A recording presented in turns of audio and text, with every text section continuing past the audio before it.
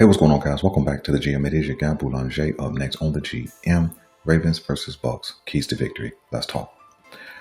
So the Baltimore Ravens kick off against the Bucs on Monday Night Football to close out Week 7. Man, has this season gone fast. And this is going to be a matchup of two hot teams, two teams that lead the division at 4-2, two teams that have put on big offensive displays over the last couple of weeks. That being the Bucs with 51.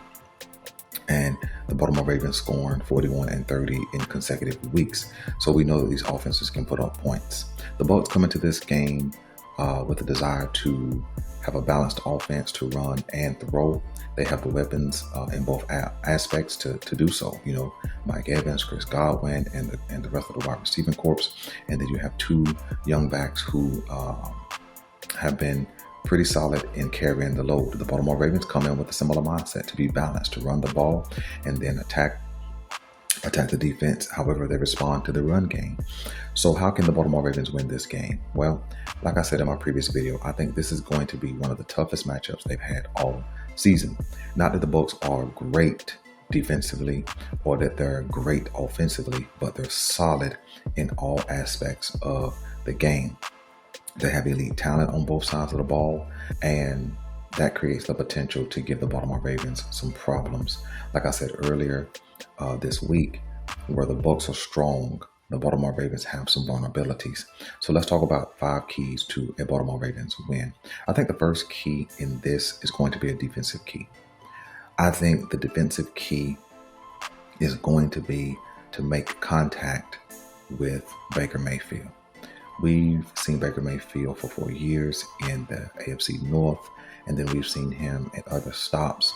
And it has been when he's gotten to the Tampa Bay Buccaneers where his career has kind of leveled off, earning him a contract and a new home.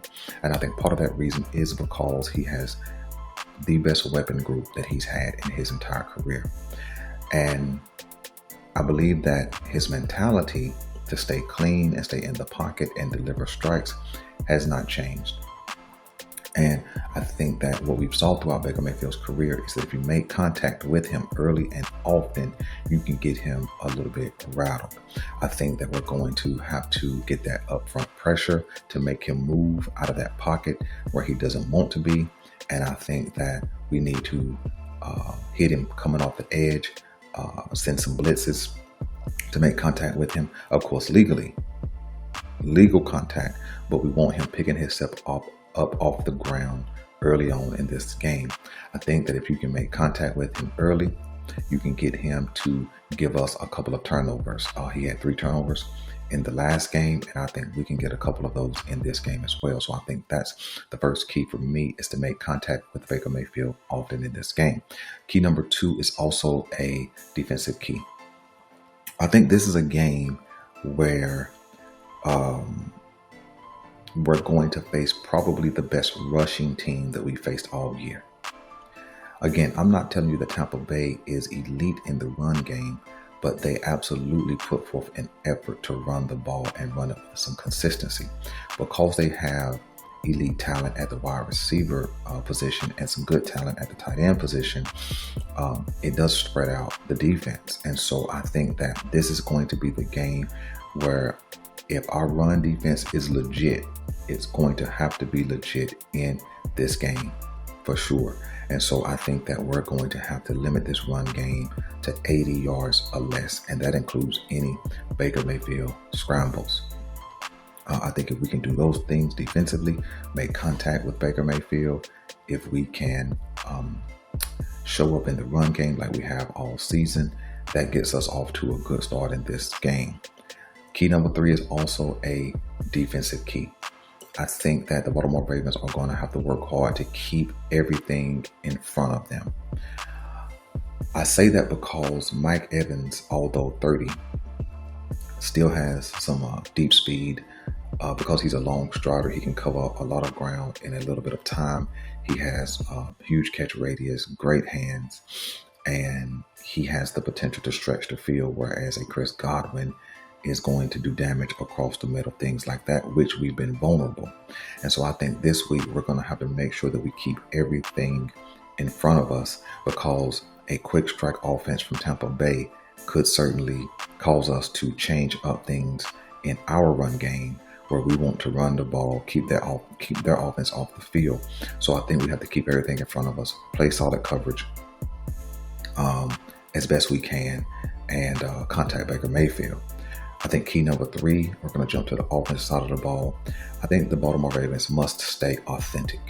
I think that in tough matchups, sometimes we can get out of character. Now, what we've seen over the last 4 weeks is a consistent and constant run game, a Lamar Jackson playing quarterback who's been accurate and timely.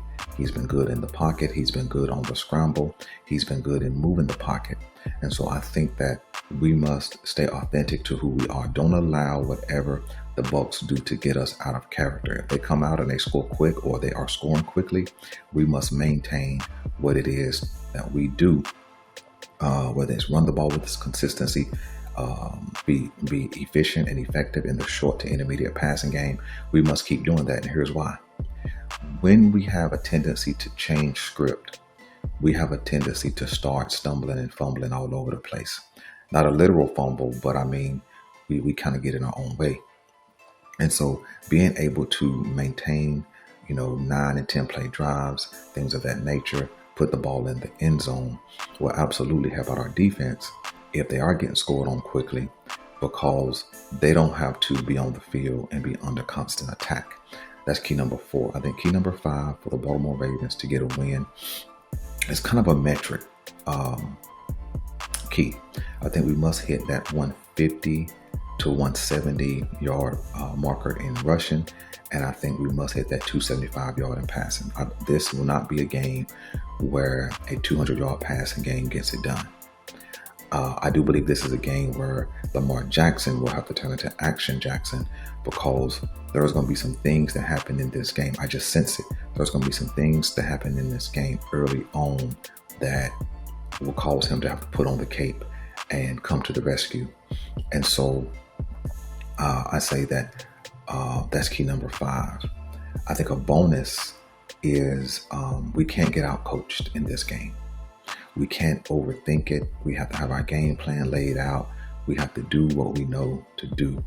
I would love to see a little more of the power I style run game, where there's Patrick McCarry and Derrick Henry in the backfield, Lamar Jackson under center. That allows for a clean and effective play fake, right?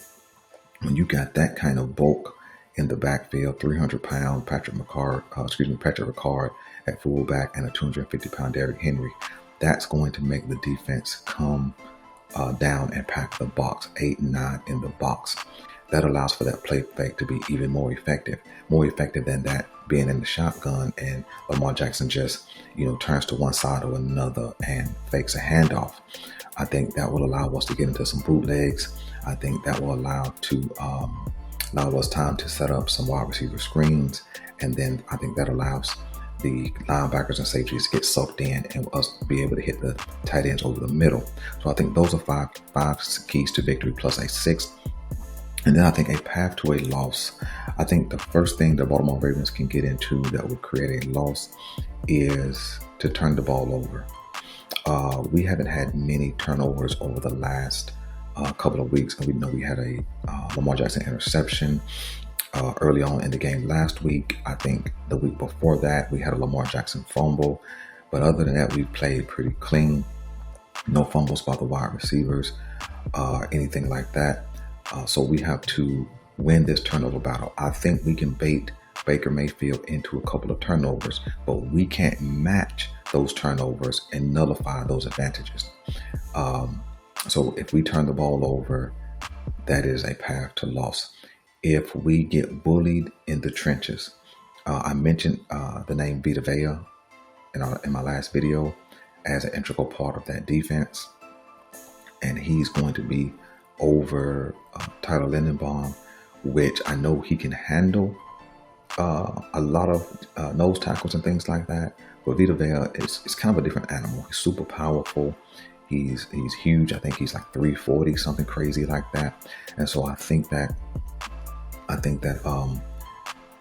we have to be able to handle that guy up the middle, right? We cannot let one man dominate our offensive line. He does have that potential. I've seen Vita Vea take over a game of sorts, kind of like an Aaron Donald feel. He's not Aaron Donald. Don't get it twisted. He's not a Chris Jones, anything like that. But I have seen him just destroy a game where he's just pushing the pocket, which then kind of disrupts everything they got going on in the passing game. So I think we have to have a plan for him. Have to have a plan to nullify so he doesn't disrupt everything that we do along the offensive line. I think that the Tampa Bay Buccaneers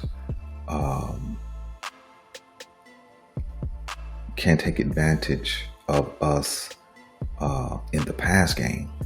And so not just with beating us deep, but baiting us into pass interferences. And so I think that we have to play good coverage. If we get a lot of pass interferences that, pick up 25 and 30 and 40 yards for no reason, I think we could lose this game. That's another path another path to losing is not only getting beat deep, but giving up pass interferences where they're moving the ball without earning it. That's another key. And then I think the other path, another thing that could cause us to lose this game is to have self-inflicted wounds. Ball hitting the hands of receivers and getting intercepted, which is a little bit different than the turnover battle. But because I believe that if the ball hits your hands as a wide receiver, you should catch it. Dropped passes, that's a self-inflicted wound. Jumping off sides, self-inflicted wound. Lining up off sides, lining up in the wrong position, illegal shifts, all those kind of things can cause us to lose this game. So, man, that's my thoughts on keys to victory, paths to a loss. Let me know what you guys think. What are some keys to victory? I'm your guy, Boulanger. This is the GM, and we're out.